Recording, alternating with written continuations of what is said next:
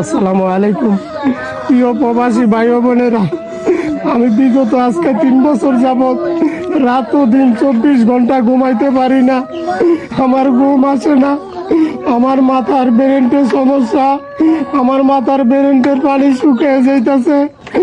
আমি বিগত 3 বছর যাবৎ চিকিৎসা করতে করতে নিঃস্ব হয়ে গেছি। আমার আর কিছু নাই। আমার 2টা সন্তান নিয়ে আমি অসহায় জীবন যাপন করতেছি। প্রবাসী ভাই বোনেরা, আপনারা আমাকে সাহায্য করুন। যে যেখান থেকে পারেন 10 টাকা দিয়ে, 20 টাকা দিয়ে, যার সমর্থক যা আছে তা দিয়ে আমাকে সহযোগিতা করুন।